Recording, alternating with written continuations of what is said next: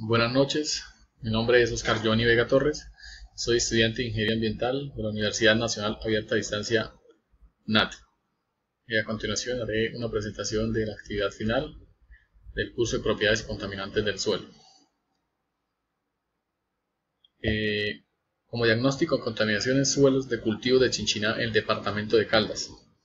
Los suelos de Chinchiná en el departamento de Caldas actualmente están siendo utilizados para cultivos de frutales como aguacates, musáceas y café. El manejo de estos cultivos en la actualidad se realiza de manera convencional, resaltando el uso de insecticidas, fungicidas, herbicidas y fertilizantes de síntesis química. En los últimos años se ha venido reduciendo la productividad de cultivos y adicionalmente se han encontrado trazas de metales pesados en sus tejidos vegetales que incluso llegan en algunas ocasiones a sobrepasar los límites máximos permisibles que establece el INCONTEC.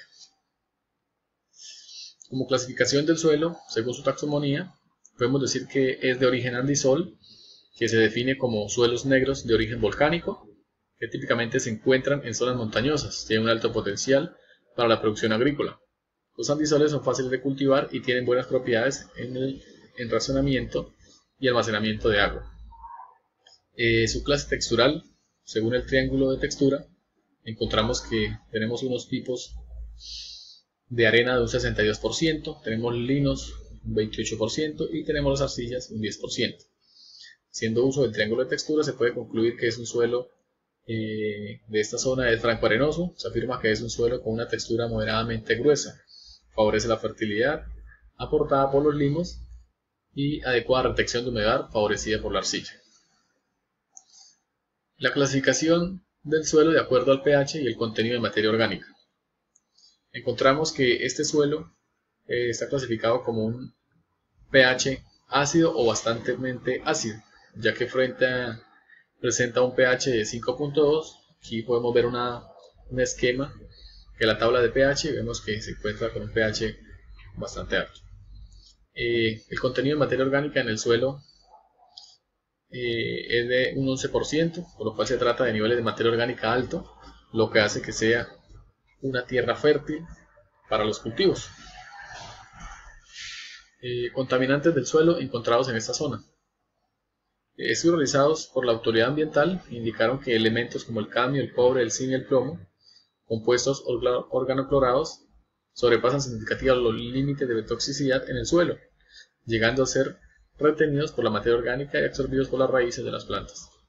Podemos hacer referencia a unos posibles contaminantes que, debido a efectos de contaminación agrícola, entre ellos encontramos los más relevantes, que son enriquecimiento del suelo por metales pesados y pesticidas, salinización por prácticas inadecuadas, mineralización del suelo y pérdida de retención por uso masivo de fertilizantes.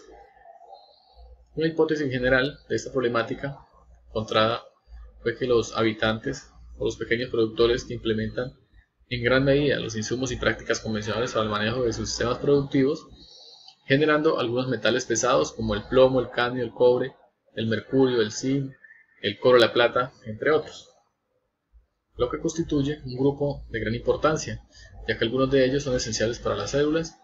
Por eso, en altas concentraciones puede resultar tóxico para los seres vivos, organismos del suelo, plantas y animales.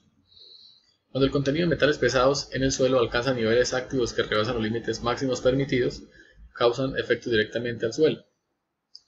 Así es que, si observamos el sistema suelo-planta, ese se considera un sistema abierto, que se encuentra sujeto a aportes tales como contaminantes, fertilizantes y pesticidas, y también a pérdida mediante lixiviación, erosión y volatización.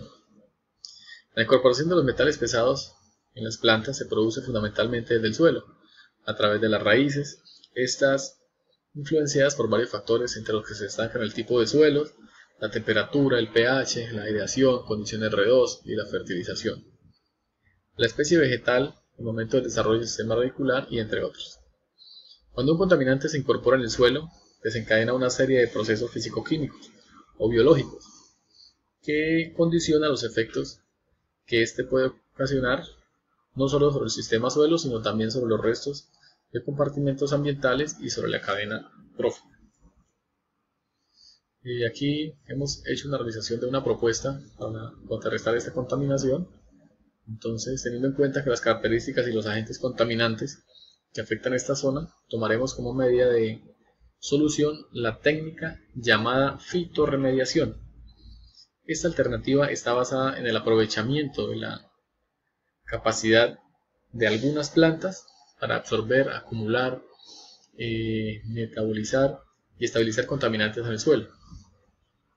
Estos son los tipos de fitorremediación que encontramos: la fitoextracción, la fitoestabilización, la fitomovilización, la fitovolatilización, la fitodegradación y la ritmofiltración.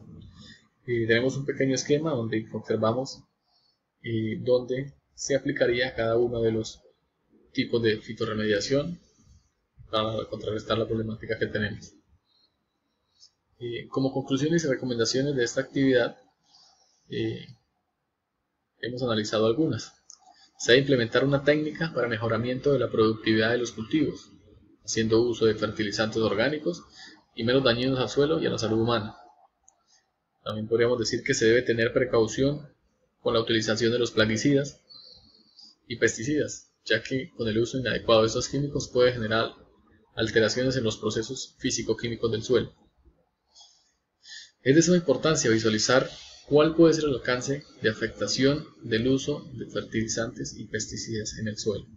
Ok, aquí tenemos una pequeña biografía donde se extrajo la mayor parte de la información para la realización de esta actividad.